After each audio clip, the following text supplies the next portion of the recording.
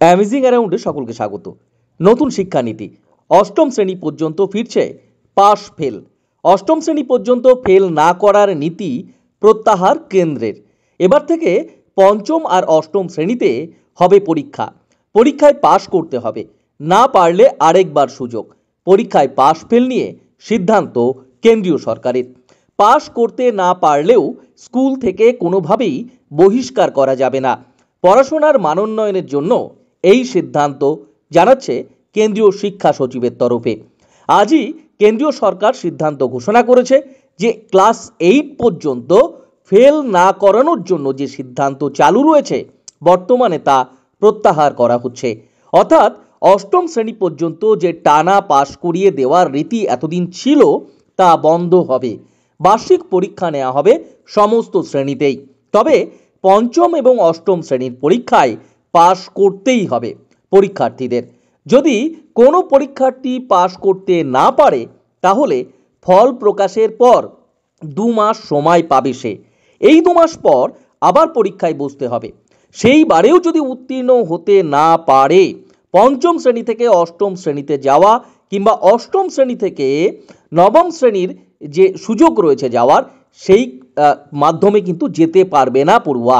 অর্থাৎ পাস না করেও যে নতুন একটানা যে নীতি ক্লাসে উত্তীর্ণ হওয়ার বিষয়টি ছিল প্রথম থেকে অষ্টম শ্রেণী পর্যন্ত চালু ছিল তা এবার বন্ধ হতে চলেছে। তবে কেন্দ্রের একটি কথা জানা যাচ্ছে যে অনলাইন বিভিন্ন পোর্টাল, নিউজ পোর্টাল, এক্ষেত্রে জানা যাচ্ছে কোনো পড়ুয়া যদি পাস করতে না পারে তাহলে তাকে পাস করানোর যে দায়িত্ব স্কুলকেই কিন্তু নিতে হবে। অকৃতকার্য হওয়া ওই পড়ুয়াকে স্কুল থেকে বহিষ্কার করা যাবে না কোনোভাবেই। অষ্টম শ্রেণী পর্যন্ত ফেল করলেও কোনো পড়ুয়াকে স্কুল থেকে বহিষ্কার করা যাচ্ছে না, এটা স্পষ্ট নির্দেশ। 2009 সালে ইউপিএ আমলে শিক্ষার অধিকার আইন যে নীতি চালু হয়েছিল সেখানে বলা ছিল যে অষ্টম শ্রেণী পর্যন্ত ক্লাস 8 পর্যন্ত অর্থাৎ 14 বছর পর্যন্ত কোনো পড়ুয়াকে ফেল করানো যাবে না। সেই নীতি এবার বাতিল করলো এই বর্তমান সরকার। পঞ্চম এবং অষ্টম শ্রেণীর পরীক্ষা বেশ কড়াকড়ি হতে চলেছে এবং পরীক্ষায় পাশ করতেই হবে পড়ুয়াদের। কেন্দ্রীয় শিক্ষা সচিব তরফে এই রকমই কিন্তু বক্তব্য। যে সমস্ত পড়ুয়ারা পড়াশোনায় কোনো কারণে কমজোরি তাদের প্রতিও বিশেষ নজর দিতে হবে এবং নজর দেওয়া সম্ভব হবে এই নিয়মের মাধ্যমে। কেন্দ্রের নতুন নিয়মে পড়াশোনা যে মান এবং পড়ুয়াদের মান আরও উন্নত হবে বলেই কিন্তু আশা করা যাচ্ছে। এবং এই যে পাস ফেল যে পদ্ধতি আগে ছিল একটা সময় 2009 আগে, তো এই পাস ফেল পদ্ধতি নিয়ে অনেক বিতর্ক, অনেক রাজনৈতিক টানাপোড়েনও চলেছে।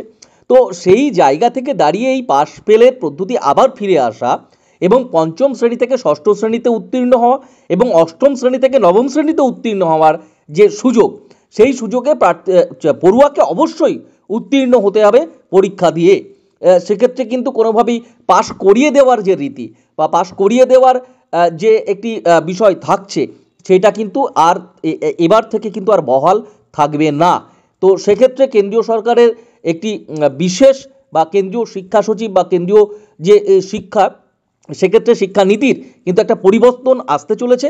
অষ্টম শ্রেণী পর্যন্ত কিন্তু পাস ফেল যে রীতি তা ফিরে আসছে। পাস ফেলের রীতি নতুন শিক্ষানীতি একটি আসছে এবং